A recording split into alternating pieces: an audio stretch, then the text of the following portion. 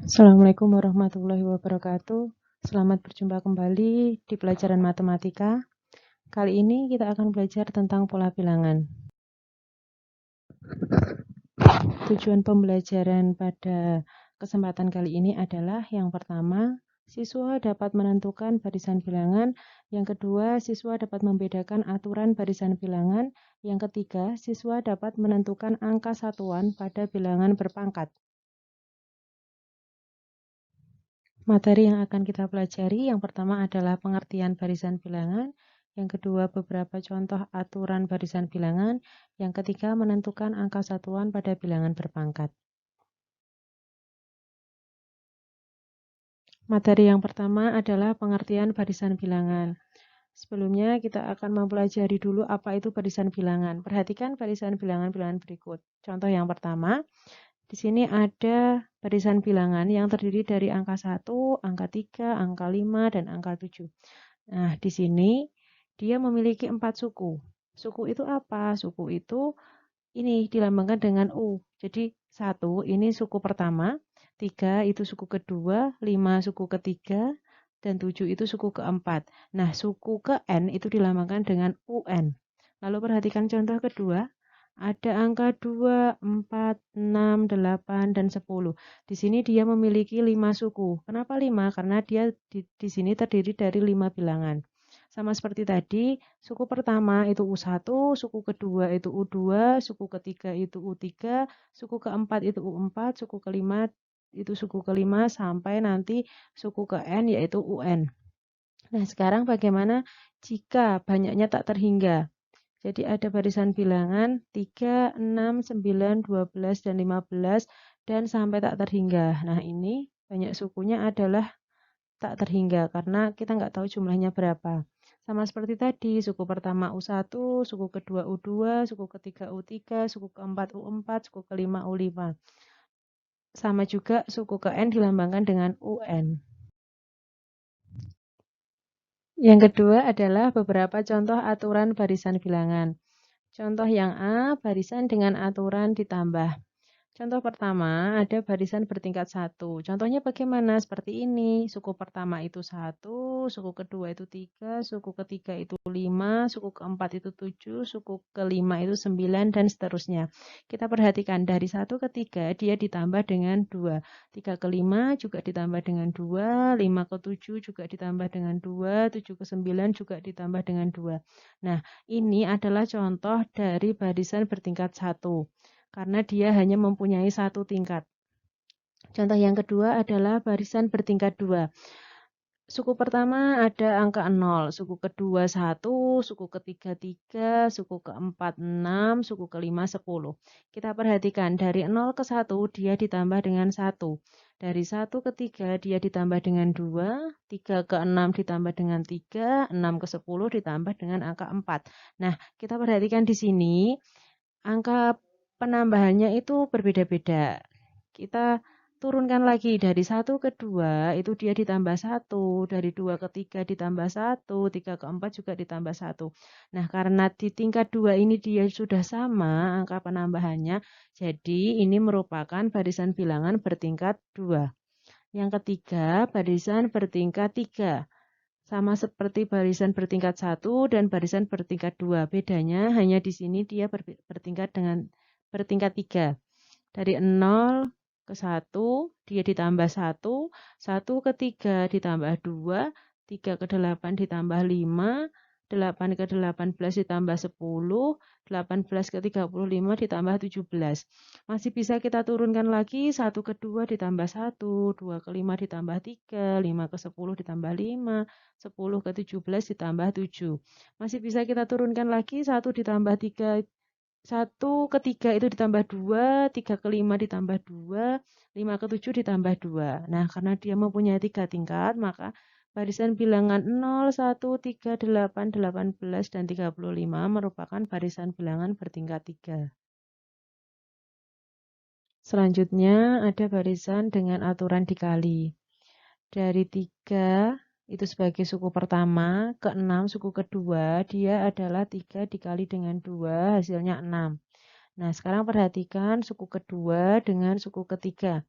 6 dikali 2 sama dengan 12. 12 sebagai suku ketiga dan suku keempatnya adalah 24. 12 dikali 2 sama dengan 24 dan seterusnya. Pasti kalian bisa kan menebak di sini berapa? Nah, selanjutnya yang C, barisan dengan aturan dipangkatkan. Kalian sudah tahu kan bagaimana pemangkatan? Nah, kalau misalkan 1 dipangkatkan 1 itu berarti 1. Tapi kalau 1 dipangkatkan 2 yaitu 1 dikali 1 dan seterusnya. Kita kembali ke sini. Suku pertama itu 1, suku kedua itu 8, suku ketiga 27, suku keempat 64 dan seterusnya. Kita perhatikan 1 itu merupakan hasil pangkat 3 dari 1. 8 itu hasil pangkat 3 dari 2. 27 itu hasil pangkat 3 dari 3. 64 hasil pangkat 3 dari 4. Nah, berarti titik-titik di sini itu berapa? Ayo. Berapa? Ayo. 5 pangkat 3. Berapa 5 pangkat 3? 125. Nah, betul. Ya, selanjutnya barisan Fibonacci. Barisan Fibonacci itu adalah barisan yang dimulai dari suku ketiga itu adalah penjumlahan dari suku pertama dan suku kedua atau penjumlahan dari dua suku sebelumnya. Contohnya ini, kita melihatnya dari barisan ketiga. Di sini ada barisan pertama, suku pertama itu 1, suku kedua itu 1. Nah, berarti suku ketiga itu adalah hasil penjumlahan dari dua suku sebelumnya. 1 ditambah 1 itu hasilnya 2. Nah, sekarang perhatikan barisan setelah 3, setelah suku keempat. Suku keempat itu berarti hasil penjumlahan dari suku kedua dan suku ketiga. 1 ditambah 2 sama dengan 3. Nah, sekarang perhatikan setelah angka 3 di sini, berarti penjumlahan dari 2 dan 3 yaitu berapa? 5. Selanjutnya 3 ditambah 5 berapa? 8. 5 ditambah 8 berapa? 13. Berarti di sini berapa? 8 ditambah 13 yaitu 21. Nah, ini hanya untuk informasi saja, silahkan kalian baca sendiri tentang sejarah barisan Fibonacci.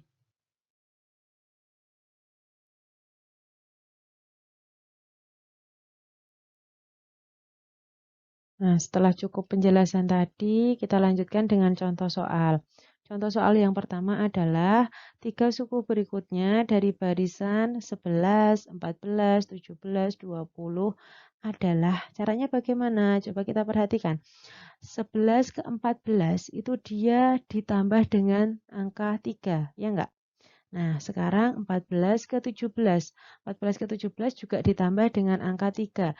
17 ke 20 juga ditambah angka 3. Nah, sekarang kita cari 20 ini menjadi berapa biar jadi barisan yang sama seperti yang depan. Caranya sama, kalau tadi di sini ditambah 3 semua, otomatis di sini juga ditambah 3. 20 ditambah 3 hasilnya berapa anak-anak? 23, ya betul. 23 ditambah dengan 3 hasilnya berapa? 26. 26 ditambah dengan 3 hasilnya 29. Jadi, yang kita cari adalah ini 3 suku berikutnya, 23, 26, dan 29. Soal yang kedua, diketahui barisan bilangan 25, 21, 17, 13, 9, dan seterusnya. Yang ditanyakan adalah suku ke-7 pada barisan bilangan tersebut. Nah, perhatikan tadi di awal sudah dijelaskan suku ke itu dilambangkan dengan UN. Nah, kalau suku ke-7 berarti U7. Ya, betul. Nah, di sini 25 itu adalah U1 atau suku pertama, 21 itu suku kedua, 17 itu suku ketiga, 13 itu suku keempat, 9 itu suku kelima. Yang kita cari padahal suku ke-7. Berarti kan kita harus melanjutkan. Caranya bagaimana? Sama seperti tadi, boleh kita garis-garis seperti ini. 25 ke 21. Ini kan berarti turun. Kalau turun itu berarti dikurang. 25 dikurangi berapa? Biar hasilnya 21, yaitu dikurangi 4. 21 biar hasilnya 17 juga dikurangi 4. 17 biar hasilnya 13 juga dikurang 4, 13 ke 9 itu juga dikurang 4. Jadi suku ke-6 itu juga 9 dikurangi 4. Berapa hasilnya? 5. Nah, selanjutnya suku ke-7 yang akan kita cari. 5, kalau di sini semuanya dikurang 4, ya di sini juga dikurang 4. 5 dikurang 4 hasilnya adalah 1. Jadi jawaban untuk nomor 2 adalah 1. Ya. Contoh soal ketiga yaitu 4 bilangan berikutnya pada barisan bilangan berikut adalah, nah sekarang kita perhatikan 1, 5, 6, 11, dan seterusnya. Kita harus melanjutkan. Perhatikan 4 suku pada barisan bilangan ini. Ini barisan apa sih? Ya, betul, Fibonacci. Kenapa Fibonacci? Kita lihat dari suku ketiga. Suku ketiga itu 6. 6 itu hasil penjumlahan dari suku pertama dan suku kedua, bukan? Ya kan? Nah, 1 ditambah 5 itu hasilnya adalah 6. Betul. Sekarang 11 itu didapatkan dari penjumlahan dua suku sebelumnya. Berarti 5 ditambah 6 hasilnya 11. Jelas kan kalau ini barisan Fibonacci? Berarti kita mencarinya lebih mudah. Selanjutnya berapa? Tinggal dijumlahkan saja. 6 ditambah 11 itu hasilnya 17, ya kan? 11 ditambah 17 hasilnya 28. 17 ditambah 28 hasilnya 45. 28 ditambah 45 hasilnya 73. Nah, jadi jawabannya adalah ini. 17, 28, 45, dan 73. Contoh soal yang keempat, suku kelima pada barisan bilangan 2, 6, 18, 54, dan seterusnya adalah seperti tadi 2 itu adalah suku pertama, 6 itu suku kedua, 18 suku ketiga, 54 suku keempat. Nah, berarti yang akan kita cari adalah lanjutannya ini. Sekarang kita perhatikan 2 biar jadi 6 diapakan ya? 6 biar jadi 8 juga diapakan ya? Nah, perhatikan. 2 dikali 3 itu hasilnya 6 ya. 6 dikali 3 itu hasilnya 18. 18 dikali 3 hasilnya 54. Berarti jawabannya adalah 54 dikali 3, yaitu 162. Ya, betul. Materi yang keempat adalah menentukan angka satuan pada bilangan berpangkat. Di sini berpangkatnya berpangkat besar, bukan hanya berpangkat 1 atau berpangkat 2. Ada 3 contoh di sini. Yang pertama, 2 pangkat 2020. Kalau kita menghitung pasti banyak ya, tapi tenang, di sini ada rumusnya. Kita perhatikan. 2 pangkat 2020. Sebelum ke pangkat yang besar, kalian harus tahu dulu pangkat yang kecil. 2 pangkat 1 itu berarti 2. 2 pangkat 2 itu berarti 2 dikali 2 sebanyak 2 kali ya. Hasilnya berapa? 4. 2 di pangkat 3 itu berarti 2 dikali 2 dikali 2 hasilnya 8. 2 pangkat 4 berarti 2 dikali 2 dikali 2 dikali 2 hasilnya 16. 2 pangkat 5 yaitu 2 dikali 2 dikali 2 dikali 2 dikali 2 hasilnya 32. Nah, 2 pangkat 6 itu berarti 2 dikali 2 dikali 2 dikali 2 dikali 2 dikali 2 hasilnya 64. Nah, tolong diperhatikan karena kita hanya akan mencari angka satuan, jadi yang kita perhatikan angka satuannya saja. Di sini 2 pangkat 1, angka satuannya adalah 2. 2 pangkat 2, angka satuannya adalah 4. 2 pangkat 3, angka satuannya 8. 2 pangkat 4, angka satuannya 6. 2 pangkat 5, angka satuannya 2. 2 pangkat 6, angka satuannya 4. Nah, di sini kita nggak perlu mencari sampai pangkat 2020 dengan menjabarkan seperti ini. Cukup kita lihat saja. Di sini ada pola yaitu 2, 4, 8, 6, 2 lagi 4, nanti di sini pasti 8 dan juga 6. Nah, yang perlu kita perhatikan sampai di mana sih pola itu berhenti? Maksudnya satu kali pengulangan saja. Di sini kan? Nah, karena kenapa di sini garisnya? Karena 2 ini dia akan kembali lagi ke sini polanya. Jadi akan nurut lagi ke sini. Nah, Untuk itu kita hanya berhenti di sini. Di sini berarti di kelipatan 4 dia terjadi pengulangan. Lalu bagaimana cara mencari 2 pangkat 2020? Sekarang kita perhatikan pangkatnya. 2020 karena dia ini polanya itu berhenti pada kelipatan 4, maka ini dibagi dengan 4. 2020 dibagi dengan 4 hasilnya 505. Sisa enggak? Tidak, sisanya 0. Berarti kalau sisa 0 dia kan berarti pada kelipatan 4. Jadi 2020 itu kita bisa mencari dengan cara menggunakan 2 pangkat 4. 2 pangkat 4 tadi angka satuannya berapa sih? 6. Nah, jadi caranya begitu.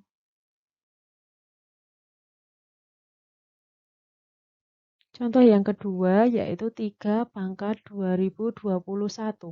Sama seperti tadi, kita harus mencari dulu 3 pangkat 1 itu angka satuannya 3, 3 pangkat 2 angka satuannya 9, 3 pangkat 3 angka satuannya 7, 3 pangkat 4 satuannya 1, 3 pangkat 5 satuannya 3, 3 pangkat 6 satuannya 9. Nanti di sini 3 pangkat 7 itu pasti angka satuannya adalah 7. Iya, betul. 3 pangkat 8 pasti angka satuannya adalah 1 karena dia terjadi pengulangan. Nah, karena dia terjadi pengulangan, saya beri garis biar mudah menghitungnya. Nah, di sini ada pengulangannya di kelipatan berapa sih? 4 lagi, sama seperti 2 tadi ya. Nah, kalau dia berhenti pada kelipatan 4, jadi pangkat tadi 2021 kita bagi dengan 4, hasilnya berapa? 505. Sisa enggak? Sisa. Sisa berapa? 1.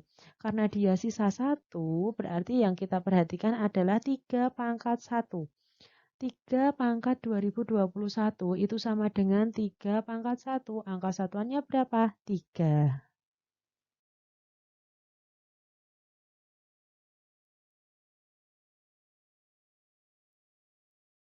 Pembahasan yang ketiga adalah 7 pangkat 2022. Sama caranya seperti tadi, kita cari dulu bilangan berpangkat. Ini tidak harus sampai 7 pangkat 6 atau 7 pangkat 10 atau 7 pangkat 20, tidak masalah. Yang penting kita lihat di mana sih pengulangan itu terjadi. Nah, kalau kita lihat dari sini, 7 pangkat 1 itu angka satuannya 7, 7 pangkat 2 itu angka satuannya 9, 7 pangkat 3 angka satuannya 3, 7 pangkat 4 angka satuannya 1. 7 pangkat 5 itu angka satuannya 7. Nah, dia akan kembali lagi ke sini, ke atas 7 pangkat 1. Jadi pengulangannya pada kelipatan 4 lagi. Jadi, kalau kita mau mencari 7 pangkat 2022 itu pangkatnya kita cari dulu. 2022 dibagi dengan 4 itu hasilnya berapa? 505. Sisa enggak? Sisa. Sisa berapa? 2. Karena dia sisa 2 berarti kita perhatikan pada 7 pangkat 2. Jadi 7 pangkat 2022 itu sama dengan 7 pangkat 2 yang mempunyai angka satuan 9.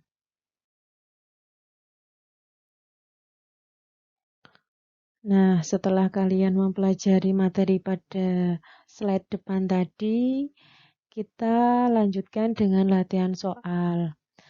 Gunanya untuk apa sih latihan soal? Gunanya untuk mengetahui seberapa jauh sih pemahaman kita, seberapa jauh sih kita belajar, maksudnya seberapa bisa setelah kita membaca materi tadi. Di sini ada 5 soal. Untuk soal nomor 1, 2, dan 3 itu adalah menentukan 4 bilangan berikutnya. Jadi yang titik-titik ini silahkan kalian isi.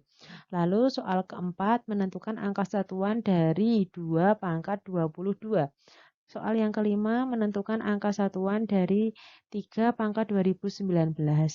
Silahkan soal latihan ini kalian kerjakan di buku tulis kalian. Setelah itu dikerjakan dengan caranya. Setelah itu kalian kirim pada Google Classroom seperti biasa. Sekian dari saya, banyak kurangnya mohon maaf. Assalamualaikum warahmatullahi wabarakatuh.